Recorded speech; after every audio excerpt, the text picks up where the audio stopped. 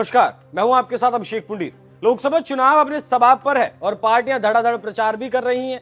जनता को लुभाने की कोशिश भी भरपूर की जा रही है। ऐसे में पार्टियां जनता से एक लिखित वादा भी कर रही हैं और ये लिखित वादा है घोषणा पत्र कि अगर सरकार में आए तो हम आपको ये देंगे वो देंगे। ऐसे में नरेंद्र मोदी की नींद उड़ाते हुए आरजेडी ने घोषणा पत्र जारी करते हुए नरेंद्र मोदी पर आमोद शस्त्र से हमला किया, जिसका जवाब बीजेपी के पास नहीं है। क्या है वो सवाल, इस रिपोर्ट में देखिए। लोकतंत्र का पर्व चुनाव भारत में हो रहा है और ये चुनाव अगले 5 साल भारत में क्या होगा और कैसी होगी भारत की तस्वीर, ये चुनाव ही तय करने वाला है। और इसी को लेकर हर पार्टी अपने वजन पत्र या घोषणा पत्र जारी कर रही है। उसी कड़ी में आरजेडी ने अपने घोषणा पत्र से भूचाल ला दिया। जी, आरजेडी ने अपना चुनावी घोषणा पत्र जारी कर दिया, जिसे परिवर्तन पत्र का नाम दिया गया और इसे पूर्व डिप्टी सीएम तेजस्वी यादव ने लॉन्च किया। इस परिवर्तन पत्र में सबसे बड़ा दावा सरकारी नौकरियों को लेकर किया गया। तेजस्वी यादव ने ऐलान किया कि अगर देश में इंडिया अलायंस की सरकार बनेगी तो 1 करोड़ लोगों को नौकरी दी जाएगी। इसको लेकर तेजस्वी यादव ने ट्विटर पर लिखा, आने वाले 15 अगस्त से देश के युवाओं को बेरोजगारी से आजादी दिलाएंगे। सरकार बनने पर इसी 15 अगस्त से 30 लाख रिक्त पदों पर नियुक्ति प्रक्रिया प्रारंभ शुरू हो जाएगी। 70 लाख नए पदों का सृजन किया जाएगा, यानी कुल 1 करोड़ युवाओं को नौकरी। बस इसी बात से राजनीतिक विश्लेषक कह रहे हैं कि नौकरी को लेकर तेजस्वी मोदी पर भारी पड़ते नजर आ रहे हैं और नरेंद्र मोदी तेजस्वी को घेर नहीं पा रहे और अब बीजेपी की बोलती बंद हो गई है।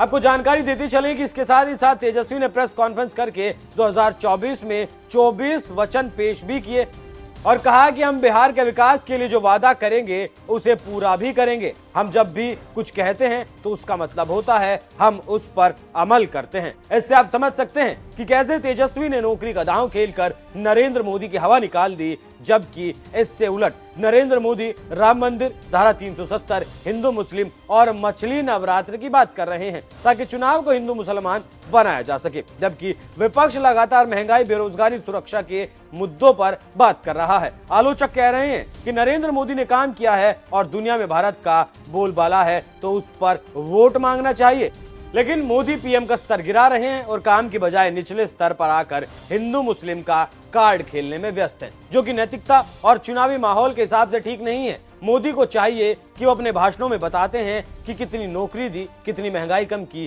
कितना सुरक्षा लोगों को दी गई, लेकिन इन मुद्दों से हटकर मोदी हिंदू मुसलमान कर रहे हैं। इसका मतलब ये है कि काम पर नहीं, मोदी हिंदू राम मंदिर पर वोट मांग रहे हैं, जो ये दर्शाता है कि मोदी के पास जनता को देने के लिए कुछ नहीं है। वहीं विपक्ष लगातार नौकरी, महंगाई का मुद्दा उठा रहा है। हम यहाँ पर नरेंद्र मोदी का वो भाषण आपको सुनवाते हैं जो तेजस्वी को घेरते हुए मोदी की हताशा दिखाता है, उसमें नजर आती है। सुनिए। भावनाओं की कोई परवाह नहीं है। इन्हें लोगों की भावनाओं से खिलवाड़ करने में मजा आता है। ये लोग सावन में एक सजायाफ्ता, जो सजा कोर्ट ने जिसको सजा की है, जो जमानत पर है, ऐसे एक मुजरिम के घर जाके सावन के महीने में मटन बनाने का मौज ले रहे हैं। इतना ही नहीं, उसका वीडियो बना करके देश के लोगों को चिढ़ाने का काम करते हैं।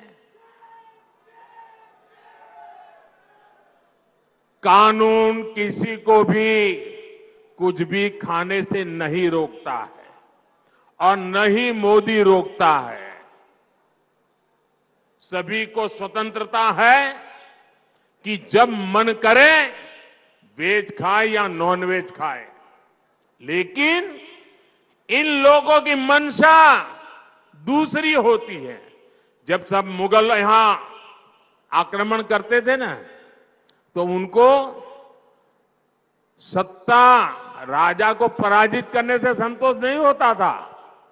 जब तक मंदिर तोड़ते नहीं थे, जब तक श्रद्धा स्थानों की कत्ल नहीं करते थे, उनको संतोष नहीं होता था। उनको उसी में मजा आता था। वैसे ही सावन के महीने में वीडियो दिखाकर वो मुगल के लोगों के जमाने की जो मानसिकता है ना, उसके द्वारा वो देश के लोगों को चिढ़ाना चाहते हैं और अपनी वोट बैंक पक्की करना चाहते हैं। ये वोट बैंक के लिए ये चिढ़ाना चाहते हैं। आप किसे चिढ़ाना चाहते हैं?